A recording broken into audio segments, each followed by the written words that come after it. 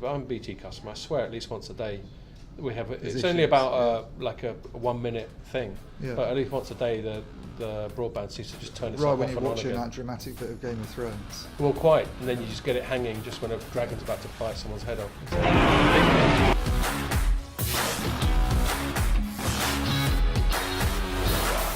Hello and welcome to another Telecoms.com podcast. This one, if you're probably if you're listening or watching, you'll see that it's not in our usual place, and we've only got one camera and we've only got one microphone, and we're kind of winging it because we just moved office, and this is our little breakout area. So bear with us, but at least we're doing one, so stop complaining, all right? Okay, usual suspects, Jamie and Iain here. Jamie doodling. I suppose it's not great on playing a game on your phone. And Iain, you banned him from playing on his phone. Just back from yet another run. I must say you're looking in great shape at the moment. Thank you very much. And I'm not. Don't worry. Don't feel any compulsion to return the compliment. Okay. And if you're watching on Facebook or on the site or on YouTube, you can listen to it on SoundCloud or iTunes or countless other platforms and vice versa. What are we going to chat about? I think we're going to head off with some talk of smartphones, as it's something that I feel that I can talk about with gay abandon. And we've also had the sort of quarterly season, which includes the quarterly smartphone Apple, shipments, so we can have a butcher's at how that market's going. Then we're going to move on inevitably to Huawei, although as ever, we have good justification for doing so. There's been some top stories on that, including the smartphone angle, and Jamie's also been out there hanging out with them, so you can tell us what that was like, which is why you weren't here for the last few weeks. And then we're going to... Oh, Piers just walked off, that's really unsettling. Well, he's been automated. And we're going to conclude by chatting about the UK operator 3 that Iain's been hanging out with. So smartphones. The headline I went with was that global smartphone shipments have plunged to the lowest level since 2014. That's quarterly. Where's my little table? I've got to zoom it out. What happened in 2014? What do you mean, what happened? Was that, was it kind of... It just means that they've been steadily growing. Did it go like that? Or? I think basically they've been steadily growing, since before 2014. Yeah, okay. And they've been steadily growing more or less since... forever, but certainly since the smartphone was in its modern incarnation was invented, they've been steadily growing. But the last time they were as low as they were in Q1 of this year was 2014. Okay. So in other words, they've peaked and then they've fallen off. So yes, that's 330 million units shipped. Now this is part of a decline that's been going on for quite a while. Q1 2018 it was 345 million. Q1 2017 it was 353. So it's not a precipitous fall, but it's still a consistent fall. The main reasons for that fall are basically just the form factor peaked. Yeah. We've chatted about foldy phones a little bit, and they feel like it's just a ridiculous gimmick at this stage. Even if they weren't breaking, being able to fold this out into something that was a bit bigger. Yeah. I still don't see the point of that. I guess there's going to come a point when people do want to get new phones. It's just this gets talked about by analysts a lot, but the replacement cycles have lengthened. Totally. Because at the moment you don't see the need to go out and get an iPhone X because it doesn't really, I know there's been a lot of fuss about it and it costs a lot of money, but it doesn't really do that much more than your iPhone 8 or even your iPhone 7. No, so you upgrade either when your phone's busted or when you've come to the end of a tariff, although I suspect that... Well, people go on to SIM-only alternatively, well, then you face getting back onto a contract, but there's so much competition in the market, you can probably do that quite easily anyway. I think you're totally right. So typically the upgrade cycle was around 2 years, which coincided with subsidised tariffs. But now, as you say, people are coming to the end of that subsidised tariff and they're thinking, my phone's still fine, it's still working fine, I can still browse the internet, I can still do my thing. So I'll go to a SIM only, and I went from paying, 50 quid a month to half that and having 10 times more data. So they're chucking data at you to get you did that as well, didn't you? You went on gift for a while. Yeah. And you lost a phone and it was pretty economical, I seem to remember you saying. Yeah, I'm still on gift now, and it's £25 for all you can eat everything. Yeah. Which is... Oh, so all you can eat, so you've got unlimited data. And you could just be streaming the whole time. Yeah. Wow, that is good. They do have a throttling as soon as you get to 25 gigs, I think. They start to get a bit all right, mate. Calm down. Getting to 25 gig is pretty impressive, in all fairness. But yeah, no, I mean the decline. I don't know. I mean, the 2014 was that when? I mean, was that? Well, I don't think that's a particular milestone. It just happens to be that we've now fallen off the peak so much that we've gone down to the level it was then. I mean, but it had been steadily rising for about a decade or two. I mean, arguably, you could say that was probably about the time where, all you can eat 4G data started to make a real impact on and then sort of like the video trends started to emerge. YouTube and all that sort of thing started hitting sort of like mobile platforms as opposed to desktop platforms back then. Whether that actually has anything to do with it, but about 5 years ago would for me seems like a logical time where 4G really hit its stride. And maybe about 4 years ago or 5 years ago, if we're going to look at that as an inflection point, is when the smartphone makers really struggled year on year to add any new features or any new designs to compel people to upgrade. Yeah. I mean, what has happened over the last 4 or 5 years? The last couple of years have mainly been about incremental upgrades on Tends cameras. To be components, camera, CPU, that sort of thing. Have you scratched it? Yeah, quite a few times. You smashed the back of it. Smashed the back of it. Oh no! No, we're not. That's the we're not one you messing love around as with well. By the way, to anyone listening or watching, Pierre said to us, "Whatever you do, don't muck around with putting stuff down on the table because we've got this omnidirectional mic and it really picks it up." So Jamie, of course, is making it his personal crusade to do exactly that. So yes, and among the vendors, it was quite interesting. Basically, everyone sucks except Huawei, who have just jumped up into second place. So they're typically, if we look at market shares historically, they've been around low 20% for Samsung, around sort of low tens of percents for Huawei, and for Apple about in the middle of that, about sort of 14%.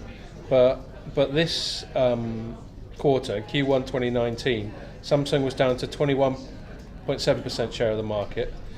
Apple was down to 13% share of the market, and Huawei jumped up to almost 18% of the market. Wow. Now that won't just be China, because you've got Xiaomi, Oppo and Vivo in the top 6 as well. Yeah, but if you actually have a look at the Chinese numbers, it was only Huawei that grew. Right, in specifically the Chinese market? In the Chinese market. Okay. So if you actually have a look, like there was something like 34% year-on-year growth for Huawei in China. Oppo and Xiaomi didn't actually. There was minor declines in the actual Chinese markets for the other Chinese brands. I think it was only Huawei or maybe one of the others picked up like an extra 1% market share. But I think the Chinese market is declining at a slower rate than the global market, I think. Yeah, although it's a big driver, as it has been ever since I've been tracking it, of the global market, because there's the sheer install base. Obviously, there's a lot of dudes with phones there. So, by dudes, I should stress, I mean people. It's just a bit slower news. That's okay. There's no Don't worry about that. There's no gender implication when I use the word dudes. So basically that's an interesting. And one other thing to add, I had a quick chat with my old boss at Strategy Analytics, from whom I get a lot of this data, and he wanted to point out that although the numbers are going down, the overall value of sales in the market is quite stable, which implies that the average selling price of phones is going up. Not for everybody though. You what? Not for everyone, no. No, well, that's an interesting thing itself. But I mean, so in principle, as a broad generalisation, we're buying less phones, but each one's more pricey, which slightly surprised me because I thought like the mid-tier, the ones that would in the UK cost you, let's say, about £200 or £300 SIM-free. Yeah. I thought that was really booming because you can get, something like OnePlus, which I think they're a bit more, but something like a OnePlus is an example of something that positions itself as having premium specs, but be a few £100 less. And you remember I spoke about it, I think, last year about how it wasn't a bad effort for the price. That sounds like it would be driven by Huawei, I suppose, because they sort of moved into that top end of the market quite well. And Apple, you expect ASPs have probably come down a bit because they've started cutting. I don't think so. But their flagship phones are more expensive than ever. Don't forget they cost more than £1,000 now. That's true. Yeah. I think that's the difference in that the medium market isn't undercutting the average price as much as the premium market is superseding it, if that makes sense. So if you actually have a look at the price of an iPhone X, it's so vastly beyond the average price as opposed to the mid-range market, which is maybe $100 below the average price, I think that's sort of slightly skewing the statistics. Well, their revenues are down a lot. I was just going to say that. I mean, I know you covered it for us. I don't know if you wrote about it. Yeah. So you two, tell us what's the lowdown on Apple's. Well, the overall revenues are down about 5%. Right. But that's driven mainly by a decline on the iPhone side. Yeah. And then that feeds through into net profit. It's something like 19%, 18 or 19% down. So it's quite a big drop. Well, iPhone's always been by far and away the biggest driver. That's why they're keen somewhere to pick between up the 50 and services. 60% of sales in any quarter, basically. Yeah. I mean, it was 60%, I think, quite a lot last year, but it's come down a bit. It is shifting slightly. This is where I did my research. He's got numbers. It's Not just doodles there. Yeah. Presented all my notes. So the iPhone is down 17% year on year for the last quarter, 17.8%. Revenues there, like you said, 5.2%. But this is the software and services, which is picking up, taking a bit of a bite out of it, which is 16% increase year on year. Now, I think the interesting thing for me, more than anything else, is that when you actually have a look at the split between product and services, that's gradually, ever so gradually, coming more to the centre. So I think it's up to 19.5% services now count of total revenues. Now, if you actually only go back 18 months, that was as low as something like 11 or 12%. Right. So services are gradually accounting for more and more. Do we know what specific stuff is within that category? Think about anything that's not phone or hardware. Yeah. You know, so you've got Apple Care, you've got their TV service that will come out. That's News yet to come, really, will come in the future. Yeah. Then you've got like Apple But Care. the App Store as well. iTunes App Store. Yes. Right. So all the revenues that are accounted from there. So this could be up to sort of like 25-26% when you actually iTunes look at and the the App Store streaming are the big service. two. Right. No, Apple Care is massive. What's that? Their insurance products. Right. That's counted as part of the These mugs services buying division. extended warranties and stuff. What's that counted as part of? Services. So, right. Yeah, there's a huge proportion of their business. The margin on financial services is always pretty sick, isn't it? Yeah. But then, so that's. I'm not convinced that it'll ever get near parity with the products. I mean, they're a hardware company. It's their DNA. Yeah, well, they certainly, and they rely on the hardware at the very least as an install base for all these services anyway. Well, that's the thing. They're trying to move away from that, though, aren't they? With this is the big sort of danger for them, isn't it? That they're trying to sort of disaggregate to some extent. Right. So Apple TV services becoming available on Samsung TV, Right. something they never did in the past. That was the big thing at CES. Because if they are going to be a big player in that software and services area, they can't just count on everyone buying an Apple They telly, can't just can have they? it tied to their own devices, and they've started to realise that. But the danger then is, do you get some kind of backlash? Do they just become like any other company that sells commodity hardware and open source software? Quite. Well, I mean, that's I agree with you, but they are trying to shift more towards the services market, and I think it's a perfectly reasonable. And they're doing a good job of it. Oh yes, it's a sensible approach, and I know, like Pierre was loving the fact that Apple's share price went up 5% in after hours trading. He nodded. But well, they raised the dividend, even though their profits were down. They raised the dividend by 5%, and they also introduced a $75 billion share buyback scheme. Yeah. So I think $75 billion. Yeah, so it's on top of all the other shit. A new scheme on top of what they've gone. So I think it's partly excitement, and they're managing expectations about shifting towards a new sort of like hybrid of software and hardware business model, but also everything that they're doing to protect the share price and prevent. With the share buyback scheme, with the increased dividends, I think that increased the share price. They've just got such ridiculous amounts of cash just kicking about the place. Yeah, they could probably take themselves private if they wanted. But the thing is, they're worth about $1 trillion. They're worth over $1 trillion. They could, but I mean, I think especially when you look at the fact that an Apple 5G phone isn't going to be coming out until 2020, so next year, and we're probably looking towards the latter part of the year in their September flagship launch, where the proper hardcore 5G phone will come out. They can't, they're going to have another couple of quarters of the iPhone probably declining in shipment sales and declining in revenue. Yeah. So they need to do something to say to investors, no, don't panic, don't sell, keep us happy. Tim Cook's probably a bit nervous about his job being cut at some point in the future if these numbers carry on declining. So this share back scheme, this dividend increase, I think he's just trying to appease shareholders that are probably going a bit like, we're nervous about this. Hardware is dying a slow and painful death. Yeah, they've got to be seen to diversify, like a lot of big Silicon Valley companies are. I think the biggest one, I don't know if we want to get into this tangent, but you certainly wrote some stuff about this, Jamie, is Facebook, where its core business model of social media is increasingly under threat from all sorts of different directions. One I wrote about today is how they censor or moderate, however you want to look at it. They're going to get so much pressure from politicians every time there's an election now. Certainly ever since the Cambridge Analytica thing, anytime there's an election, everyone starts freaking out about their side being poorly represented on social media. Yeah. So they're under a lot of pressure to diversify away from just the core Facebook app and into other things like private messaging and other bits and bobs, and they're involved in telecoms, obviously. But I think that the most interesting thing about that diversifying into the private messaging is that fundamentally kneecaps their own business model. Their entire business model is about people exploiting data. Yeah, people being public with their data so they can actually, use these big data machines to drive hyperscale or hyper-targeted advertising campaigns. Yeah, and now it's getting more and more restricted how much they can mine people's data and all that sort of thing. Well, I think the days of sort of like this cloak and dagger are pretty much over. I mean, because sort of while I was away over the last couple of weeks, I listened to the Theranos podcast. So there's you listened to that one? Yeah. It's called Dropout, and it's absolutely incredible. And I think it just shows that US authorities haven't really learned much over the last couple of years.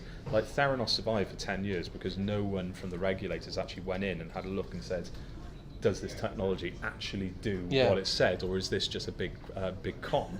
And pretty much the same as happened with Facebook. The technology worked, but regulators saw that a company was being successful and growing, like Theranos was, so they didn't actually go in and say, wait a minute, what is actually going on inside your company? Or if they did, they were just so behind the curve. I mean, that's kind of what, my pet thing about censorship and regulating public speech. We're really behind the curve on that with social media. In other words, we had about a full decade of just this free-for-all of everyone saying what they want.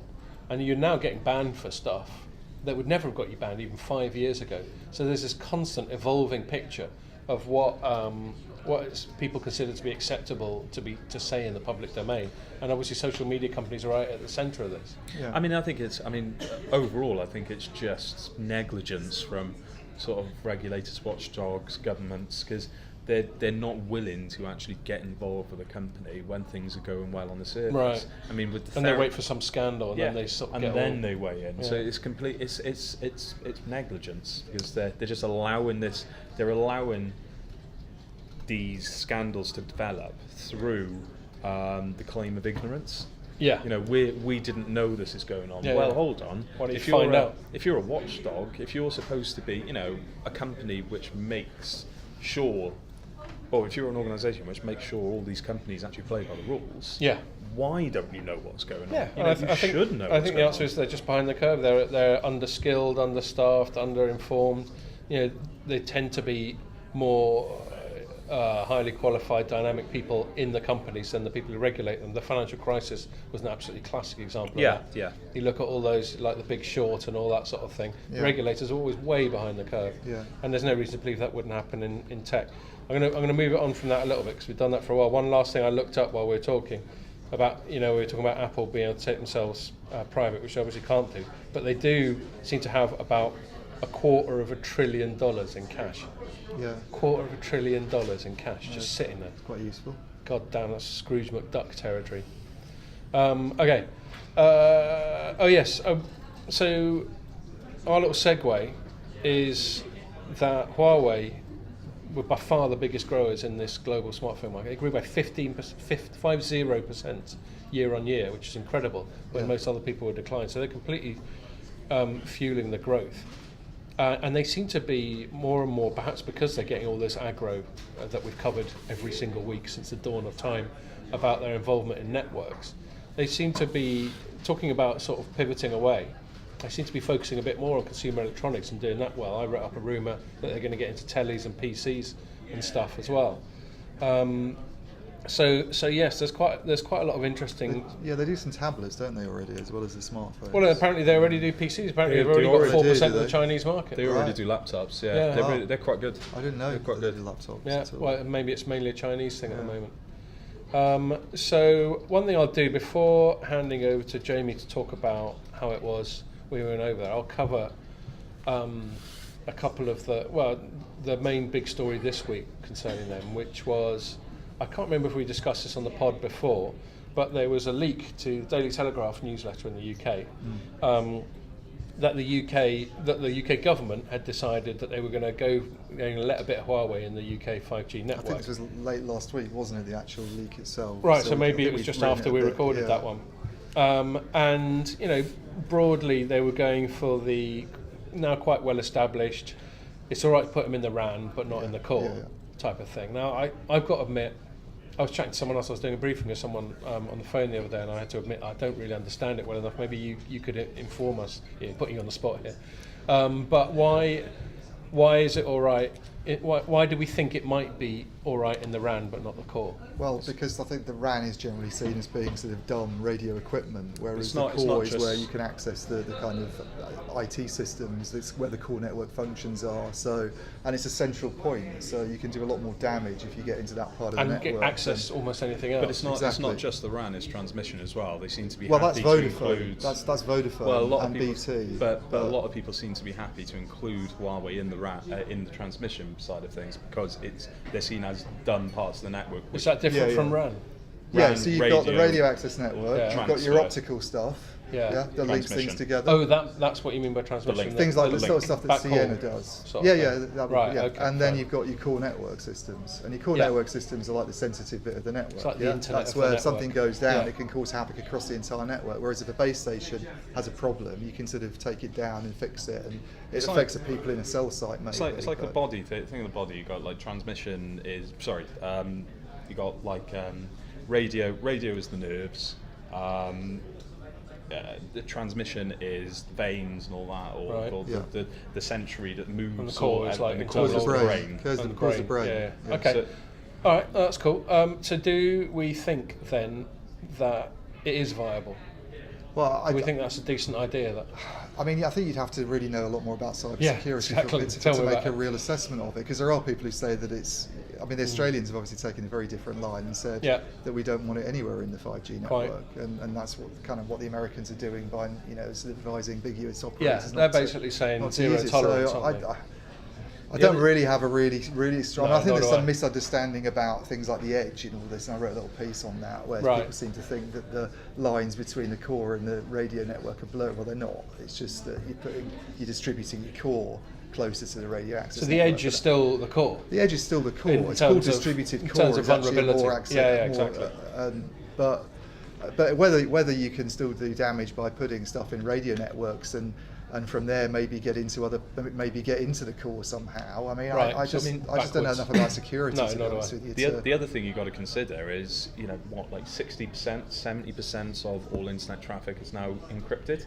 So even if they were to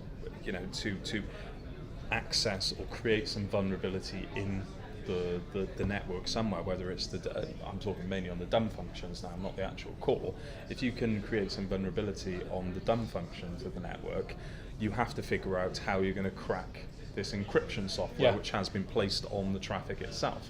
So it's fair enough. Put it past the Chinese state to manage to do that. If this whole conspiracy was real. But think about something like WhatsApp messaging. The only reason WhatsApp messaging is so secure because you have a message and you have a key, and the key is if you intercept the message, you have to crack the key before it gets deleted on the second phone, and WhatsApp's actually realizes that there's something dodgy with the messaging. Now, these are incredibly complex mathematical equations that are and the answer is the key.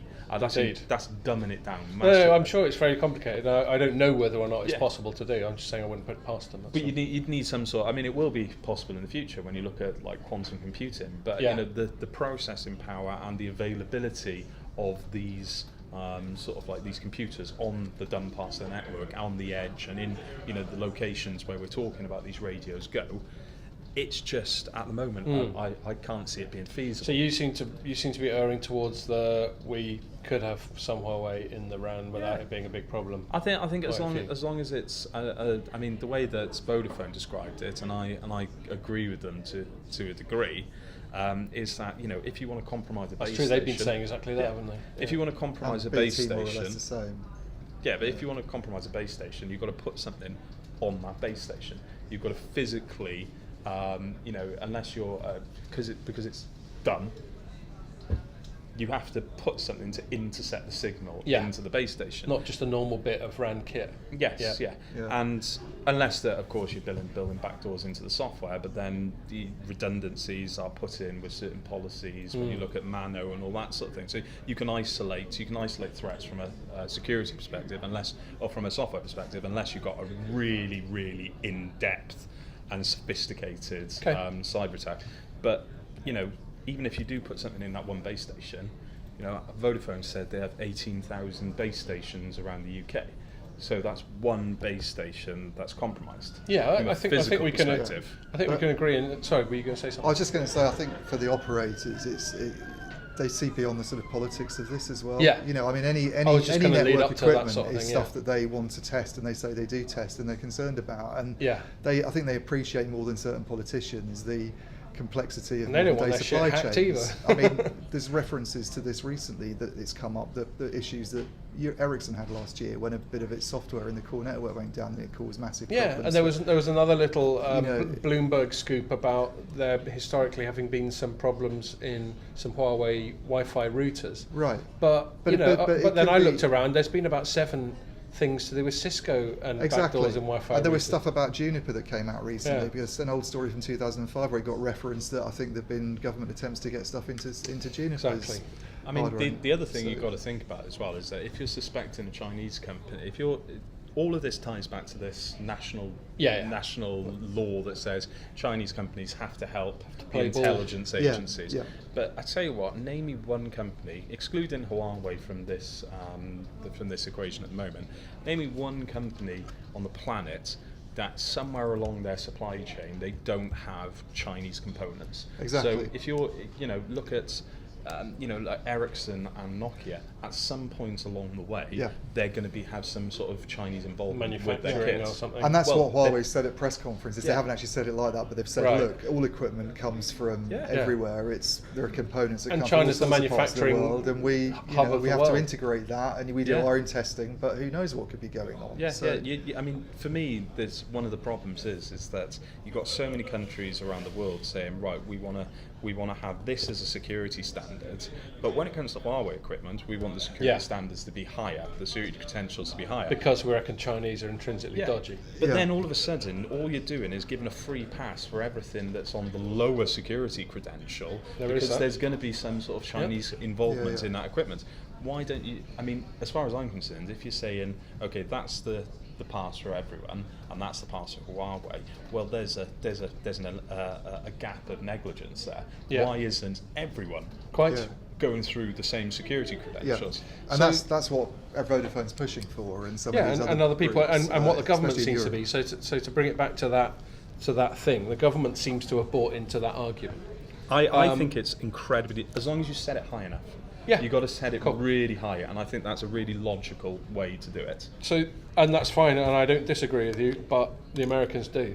And so... well, they're dispatching Pompeo again, aren't they, apparently, to the UK? Right, There's a story in today's BBC. I think he's on his way over to have a word. Apparently he's on his way over to wag the finger again and say, we don't want, you're not doing enough. I mean, of course, none of this is confirmed yet. Okay, they sort of confirmed it by saying there was a leak, which is exactly. To get back to that leak, so there's a leak to the Telegraph, as you say, by kicking up a big stink about it. They kind of went, the leak had a point. Yeah. They could have just gone, that's bullshit. Yeah. But then they really escalated. They were really pissed off about this because the leak apparently came from the National Security Agency, which is supposed to be the top secret, in a bunker, only the most security. You got to get in by retina scanning and all this sort of despicable me stuff. And so they were like, well, we can't have people leaking from here. And they got a point. I mean, do we have any national security if there's leaks from that? Yeah, so you can't have your defence minister leaking national security. We'll lead up to that because me and Iain were arguing the toss about who the culprit is. So, so the story I covered earlier this week is that they identified a chap called Gavin Williamson, who's the Minister of Defence, as you say, as the leaker. And in the public domain quickly after, with the correspondence from the Prime Minister going, look, we think you did this and that's out of order, so pack your bags. But then there was a letter back from him going, you got no proof and it wasn't me. There's even talk of him swearing on his children's lives or some stuff like that. Yeah. I don't believe him at all. No, he seems like a bit of a knob. I don't believe him. I don't believe him. It's all kangaroo court. It's all very suspect. I mean, the thing is, well, it's one of those things you have to make an opinion because we'll never know. He doesn't deny. I mean, he might not have done it, but he's a knob. But he doesn't deny talking no, that's to the separately journalist. from that. He's a knob. He doesn't deny talking to the journalist. No. That exact journalist who wrote the story on the day. Exactly. Yep. That's said, what I said. I had a phone call with this journalist, and I had a phone call with this exact journalist who wrote the story. But I'm not the leak. But he didn't say that doesn't the mean journalist phoned me up and I said no comment. He said he had a conversation with the journalist. Yeah. Well, he shouldn't really be talking to the journalist. Well, I think that's debatable because he's a politician. But he's a politician. He probably shouldn't have a journalist-facing role. So you think the Defence Secretary should never speak to journalists? Well, not in the context of talking about national security. But that's his point. He's saying he had a conversation, but for all we know, he's chatting about his dog or something. He's saying he had a conversation, but it wasn't about this specific matter. But then a story gets written in the paper on this very subject by that journalist that he spoke to. But he hasn't actually turned around and said it's pretty strong circumstantial evidence, isn't it? No, I suspect. So in May's letter to him, she alluded to him being really unhelpful. So this is my conjecture. I reckon she went, look, we know you chatted to this hack. What was it about? And he goes, I'm not telling you. And she goes, well, then I've got no choice but to conclude it was about this. And he goes, it's not. And then she goes, well, what was it about? And he goes, I'm not telling you. I reckon that's how it would have turned out. Possibly. So obviously we don't know, but he is maintaining that he had a chat with them and it wasn't about that, but he doesn't seem to want to tell people what it was about, which is a bit weird. He could have just made something up. He could have said it's about my dog. It's about Spurs. Yeah. It's about Spurs playing poorly against Ajax in the week, or something like that. But that seems to be what it is, and I'm just being devil's advocate. It is possible that he could have chatted to the journalist, but not be the leaker. That's all. It's very possible. But I don't believe him. If your speculation is what actually happened, and she said to him, "Well, tell me what it was about," and he said, "I'm not going to tell you what it was about," then I think she's pretty justified in getting rid of him on that basis. To be honest. Or he said something and she wasn't buying that he was chatting about Spurs v Ajax. I'm sure she wasn't buying that he was talking about Spurs v Ajax. But, and less said about that, the better. Anyway. So anyway, that was it. Is he a Spurs fan? No, I just pulled that out of my head because I'm a Spurs fan, so that's what's in front of my mind as a trivial, unrelated thing that they might talk about. That and dogs, and I've just got a dog. It shows how my mind works, doesn't it? So anyway, that was that. That was interesting, and it was interesting to write about something, something that we talk about every week. Suddenly, it's all over the newspaper. Page. I mean, Huawei's increasingly sort of. It's been for a while. It's been at the top of the BBC website for a long time, but you go to the news agents now, and it's all over the Times and the Guardian or whatever. It's quite strange in a way. It's a company that wasn't really known.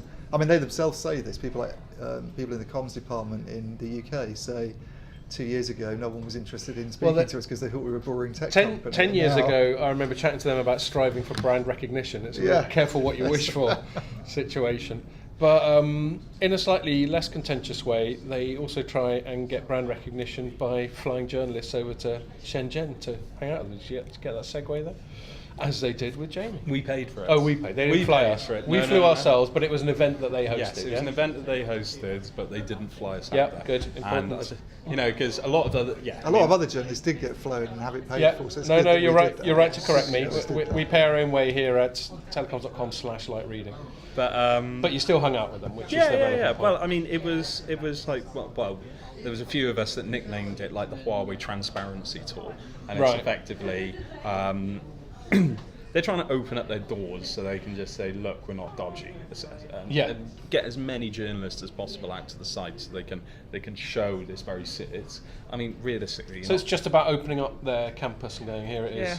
Yeah, I don't know how much you're going to really achieve, because ultimately, if you're going to be incredibly transparent, you show me your code, and ultimately, I'm not a coder, so I mean, I'm not going to know what's going on. Looks very codey. Yeah. So, I mean, how much they can actually achieve, it's all very symbolic. But it was, do you know what? It was a good trip. Firstly, I thought they took us on a tour of their smartphone production lines. So Tien was there with me, and we weren't allowed to take any cameras or smartphones into the building, which was really annoying because it was really, really interesting. Right. But it's the first time I've seen a smartphone production line. So much for transparency then. Yeah. Well, no, I mean, they took us They through. don't. I suppose they don't want company secrets known about how they run things that efficiently. It's effectively that, because they did. I can sort of sympathise with that. They did give us photos that they had taken, but certain parts of it were blurred out and stuff like that. I think it's just sensitive trade secrets. Did you see any like sort of nuclear symbols or skull and crossbones? Or But the whole thing, we were allowed to write Jinping. about everything. It wasn't like, everything we saw, we were allowed to say stuff about it, and we were allowed to talk about it and write it, but we just weren't allowed to take photos. But it was fascinating. This whole production line, which was about 50 or 60 yards long, could create, one production line could create 2,000 phones a day. So they make their own phones, they don't outsource it to Foxconn or whatever? Yeah, that was all internal. Didn't know that. And it was, they were manufacturing the P20 at the time, and I think they said the P20 along this production line they can do 2,400 a day. In this one facility, they had something like 36 or 37 production lines, and there were 17 people working on each production line. So the vast majority of it is automated. I mean, it takes them 2 hours to make a smartphone. From start to finish, and the beginning of this production line was creating the chipboards, PCBs. as well. So it was actually going from the very beginning through to packaging, and you saw the whole thing. And printed circuit boards are remarkable things, and so it's just many different layers of circuit. And the number of components that they were putting on there was incredible. Yeah. Some of it's remarkable.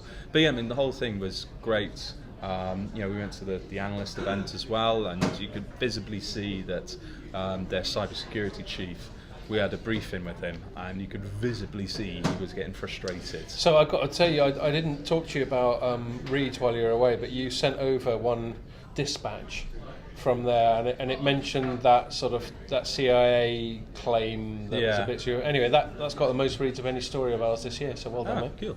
Absolutely tons. But I won't say how many. I won't give away trade secrets. But part of that was John Suffolk, the cybersecurity chief. That was the one. Yeah. He was literally. You could see he was just getting visibly frustrated by having to ask the same questions, answer the same questions all the time. And at one point, he just literally turned around and he says, "Look. If you're not satisfied with our security credentials, give us a new test." Because he said, literally every test we've done so far, we've passed. And he said, there's nothing we can do anymore. He said, not be Chinese. Yeah, he said, give us a test. Issue, that was actually one of the quotes. He said, we can't do anything about being Chinese. Yeah. He literally said that. But you could see he was getting visibly frustrated by it. Fair enough. It's. I think we've always agreed that we've got some to address sympathy. their problems is shift headquarters to New Jersey and sort of renationalise themselves as American. That's all their problems out. Well, I have written before that if because it's a private company, if they were a public company by Western public company rules in terms of quarterlies, transparency, that sort of thing, that might help. Although I suspect, as we all agree, Chinese headquarters. Yeah, exactly. They still have all that stuff that Jamie's mentioned about having to provide stuff to the Chinese government if they ask, and then their response to that is we don't. And if we were asked to, we'd shut the company down. Which, if you're a customer of theirs, is a worrying thing to hear, actually.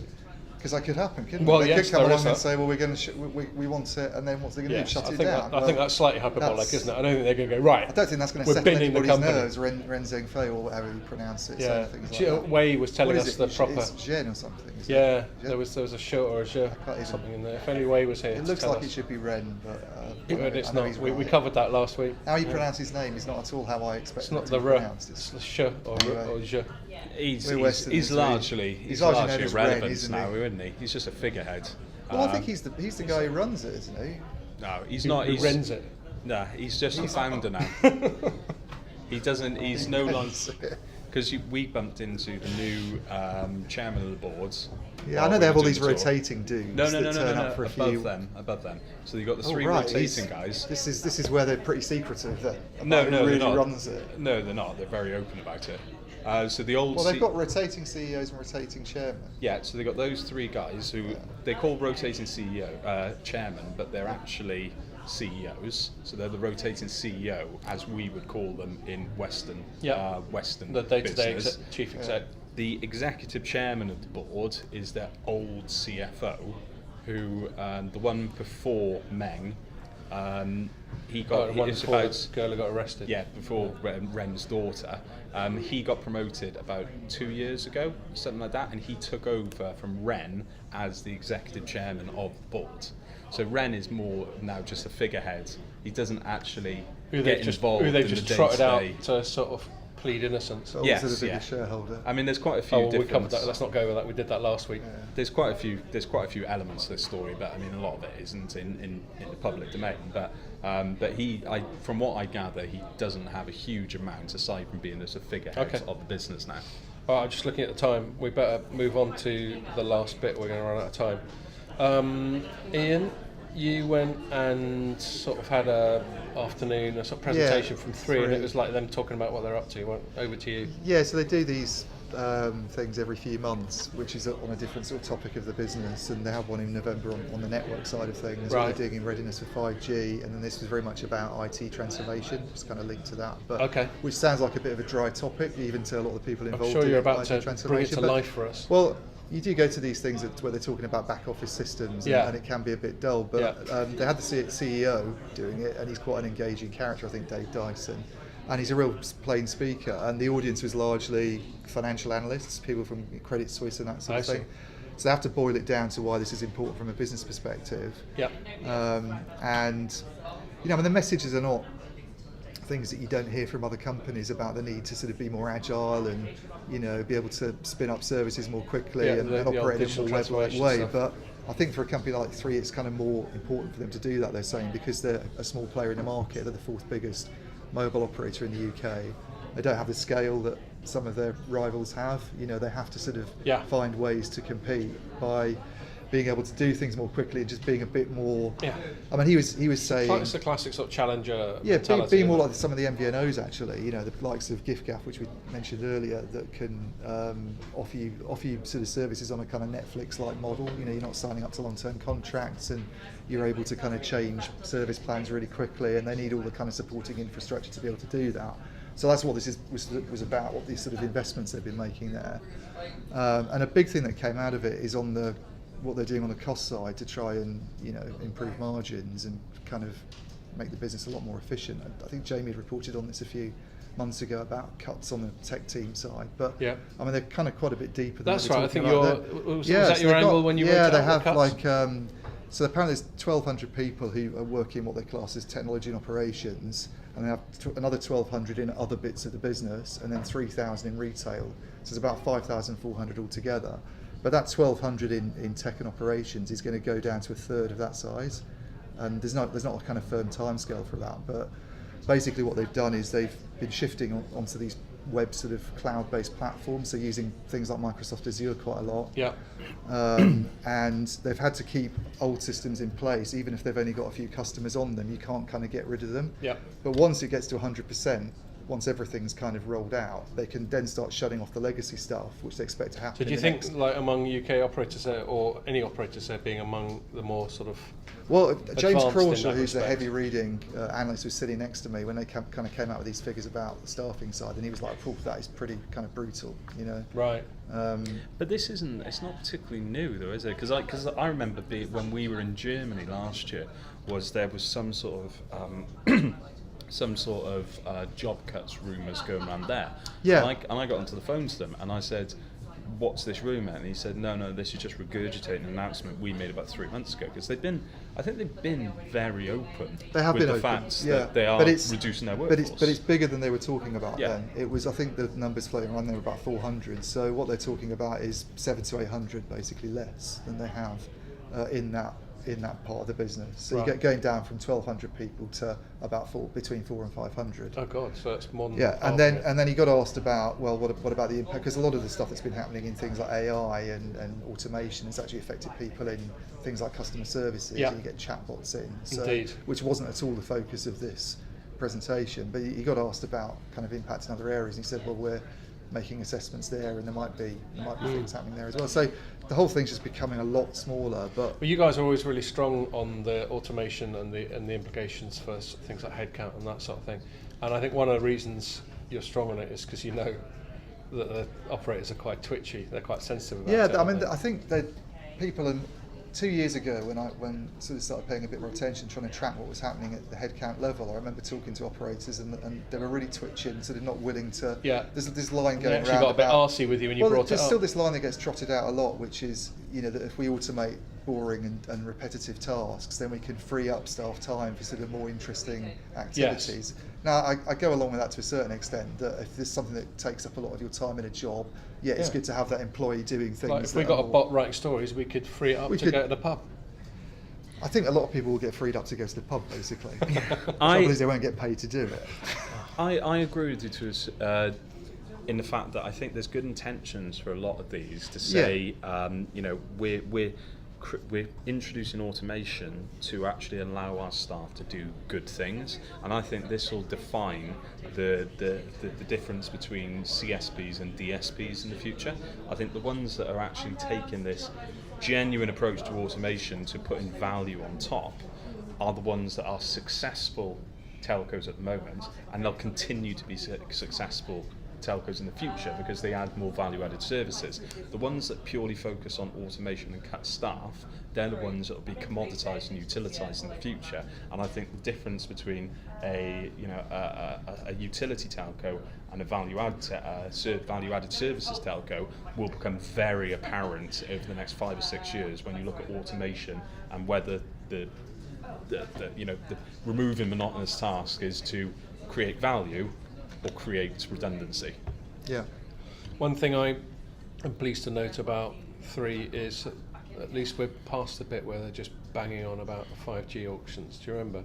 They had about 2 years of. I don't know how much it distracted them internally, but in terms of their public statements, that's all they seem to go on about there. That ridiculous campaign with Sharon White in a superhero costume. I did talk to them about Spectrum this week a bit, because I've had 3 overload this week. So I met the head of UK Broadband. Oh, right. Ross Singleton is the managing director. Well, UK Broadband's a little company they bought Broadband, to get a load of Spectrum, basically. Sorry, that was the main reason. I thought you meant generically UK Broadband. Right. So I met her on Monday because she was talking about what they're doing on the broadband side. They have started fixed wireless access services, haven't they? Yeah, so she was talking about what they're doing there. They kind of started, they already have customers on 4G networks. Right. But it's a really small number. Because as a consequence of that acquisition, they're really strong on mid-band 5G spectrum. They have loads of mid-band. They also have stuff that's higher than that. They have stuff up at sort of 28 gigahertz. Right. But the mid-band is where the focus is for what they want to do on the fixed wireless access side. So they're using that for 4G at the moment to serve a fairly small number of homes. But the big plan is to.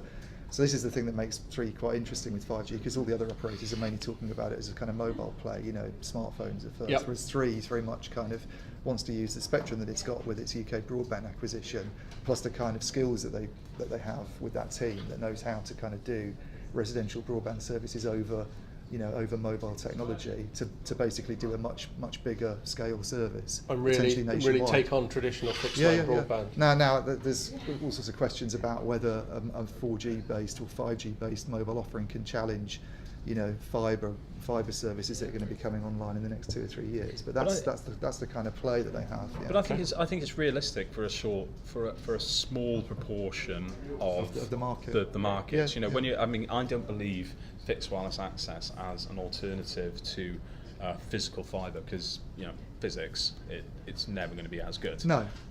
But there are certain places where fixed line broadband is just not a viable option. Yeah. And sometimes it just might, and the expense will eventually get passed back to the consumer. So sometimes there has to be a wireless option, and I think it is a very, very good option. Yeah, I think the question is where that sort of continuum resides, i.e. how far into the traditional fixed area, traditional wired or fibre or whatever area fixed wireless can get. So we know it's great for really rural or remote or underserved areas, but maybe you start to get into suburbia, or you start to get into where they're doing service at the moment is not in these little, not spots and rural not spots and hard to reach places. That's not how they're positioned. The way they've talked about what they want to do with 5G is not sort of confining themselves to those areas. It is sort of city-based services. It's just that they want to compete in. I talked to her about speed, and she's like, yeah, it's great to have these 300 megabit per second services in the market, but actually customers don't care about speed. They care about things like price and reliability. Flexibility. They making a big deal of how easy it is to get their service up and running quickly, and the fact that you don't need loads of wires or sort of drilling. I'll tell you, reliability. So there's a thing we won't talk about, but Jamie just wrote a thing about sort of BT trying to sort of market its reliability. But I'm a BT customer. I swear, at least once a day. We have it's only about like a 1 minute thing, but at least once a day the broadband seems to just turn itself off and on again. Right, when you're watching that dramatic bit of Game of Thrones. Well, quite, and then you just get it hanging just when a dragon's about to bite someone's head off. Exactly. I mean, the big thing to watch over the next couple of weeks is I have been told, or there was rumours about O2 entering the home services market. I mean, I've been told that this is a genuine conversation, not rumours in the background. It is something that they are talking behind closed doors about building a product and going out and challenging the fixed broadband market. Right. Because it's the only one that doesn't offer a converged service. And do you remember when we were out in Germany for Broadband Worlds, the German business, Telefonica Deutschland or whatever it is, they specifically target fixed wireless access was a massive thing for them moving forward, and home broadband was and convergence was they're a very huge similar to business. the way they're positioning it, Telefonica Deutschland. So it really wouldn't surprise me if a sister company was thinking about entering in, and I've been told that O2, keep an eye out. They'll make a play for the broadband market in the near future. Yeah, it's good for us as consumers. Cool. I think we've done an hour, so I'm going to wrap it up there. Thanks a lot, guys, and thank you for bearing with us. I think it might be this for a little while because we're not convinced about the studio scenario, but we'll see about getting some more cameras, some audio. We'll leave that up here. We'll send down the camera shop with a credit card. But anyway, thanks for listening, and make sure you join us for the next one.